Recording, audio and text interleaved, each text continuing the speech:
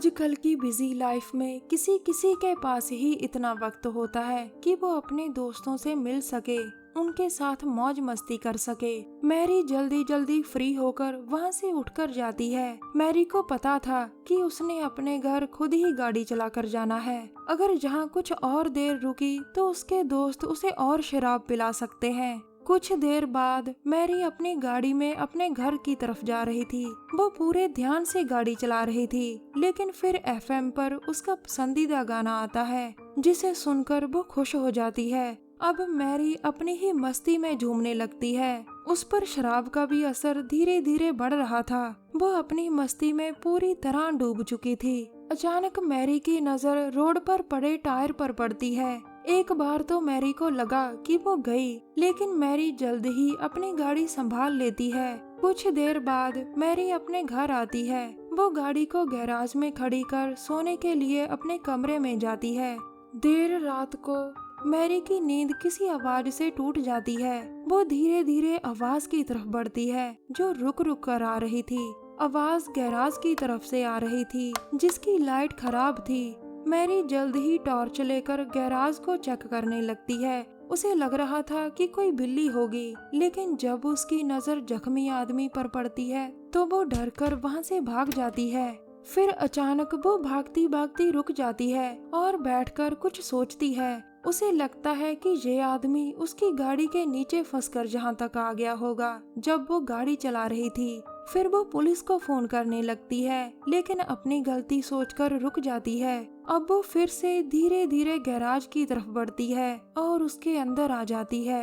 Mary torch उठाकर फिर से जख्मी को देखती है, जिसकी सांसें चल रही थी। वो उसके पास बैठकर उसका हाल चाल पूछती है। फिर वो मदद करने के लिए जैसे ही उठती है तो जख्मी उसकी टांग पकड़ लेता है। शायद जख्मी को लगा कि लड़की जहाँ से भाग रही है। डरी हुई मैरी आजाद होने की काफी कोशिश करती है, लेकिन कामयाब नहीं हो पाती। अचानक उसके हाथ कोई हथियार लग जाता है और वो उससे जख्मी पर कई वार करती है।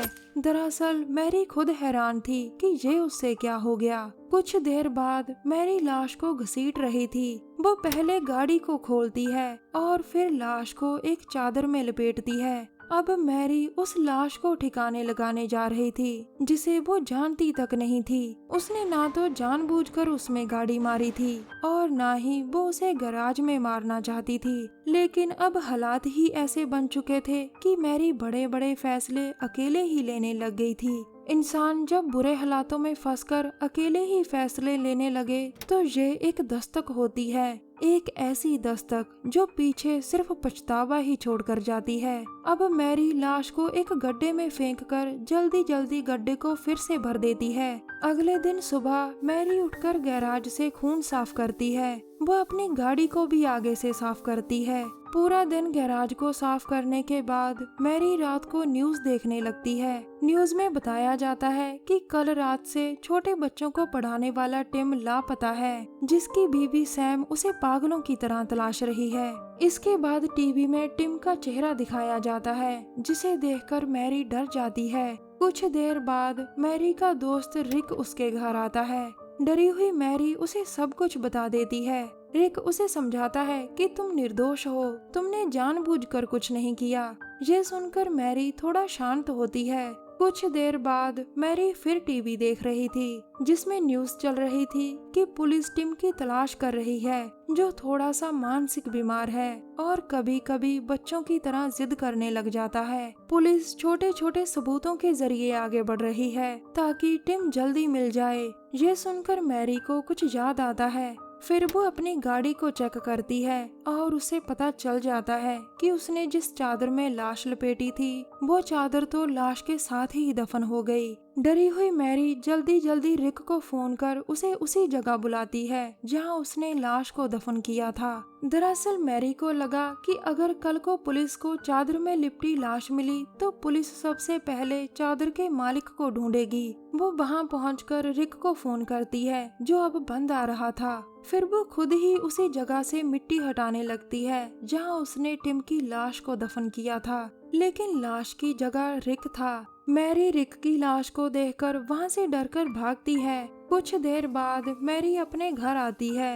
लेकिन टिम जो रिक को मारकर उसके घर में छुपा हुआ था, वो पीछे से उस पर कई वार करता है। कुछ देर बाद मैरी को धीरे धीरे होश आता है, जिसे गाड़ी के बम्पर से बांधा हुआ था। अचानक गाड़ी चलती है और जल्दी ही रफ्तार पकड़ लेती है। फिर जल्दी ही गाड़ी एक गैस स्टेशन पर आकर रुकती है।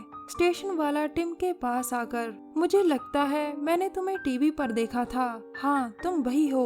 तुम्हें घबराने की जरूरत नहीं, मैं अभी पुलिस को फोन करता हूँ। मुझे तुम्हारी बीमारी के बारे में पता है। तभी अपने पैरों से मैरी आवाज करती है, जिसने स्टेशन वाले को सुन लिया था। स्टेशन वाला कुछ समझ पाता उससे पहले ही टिम उस पर काबू पा लेता है। वो उसके मुंह में पेट्रोल डालकर वहाँ से चला जाता है और पीछे स्टेशन वाला तड़प तड़प कर मर जाता है। कुछ देर बाद टिम अपने घर आता है। उसे देखकर उसकी बीवी सैम बहुत खुश होती है। वो उसे अंदर लाकर उसके जख्म साफ करने लगती है, लेकिन टिम उसे रोकता है। सैम पूछती है, टिम मुझे बताओ क्या हुआ था, लेकिन टिम चुप था। सैम फिर कहती है, अब जिद्दी बच्चे की तरह मत करो, मुझे सारी बात बताओ। टिम कहता है, मुझे पता चल गया कि तुमने सबको बता दिया कि मैं जिद्दी हूँ। ये सुनकर सैम कहती है, ये कैसी बातें कर रहे हो।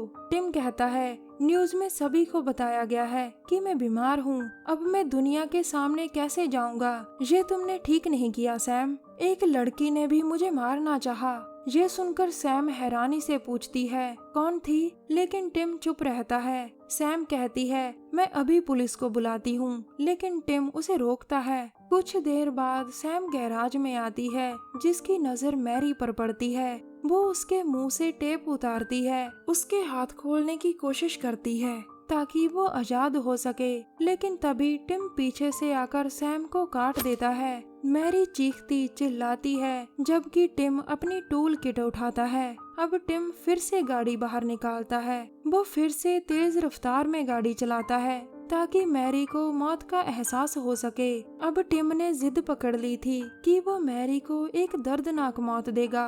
वो मैरी को आजाद नहीं करता, बल्कि गैस से बम्पर को काट देता है। मैरी उसे समझाती है कि मैंने कुछ भी जानबूझकर नहीं किया, ये एक एक्सीडेंट था। टिम कहता है, जब तुमने मुझे अपने गैराज में देख लिया था, तुम मुझे बचा सकती थी, लेकिन तुमने फिर से मुझे मारना चाहा। इसी बीच मैरी अपने हाथ खोल लेती है, जिन्हें सैम ने ढीला कर दिया था, और वो एक वायर का प्लग उठाकर टिम की आंख में दे मारती है। टिम दर्द से चिल्लाता है और मैरी आजाद होकर उस पर हमला करती है। फिर वो बेहोश टिम की जेब से गाड़ी की चाबी निकालकर वहाँ से भाग जाती है, लेकिन जिद्दी टिम की जान भी काफी जिद्दी थी, जो फिर उसके सामने आ जाता है और इस बार मैरी जानबूझकर उससे गाड़ी टकराती है। टिम भी उससे हर हाल में बदला लेना चाहता था, लेकिन इस बार मैरी कोई कसर नहीं छोड़ना चाहती थी। अगले दिन सुबह मैरी पहले खुद का हुलिया ठीक करती है, अपने बालों को ठीक करती है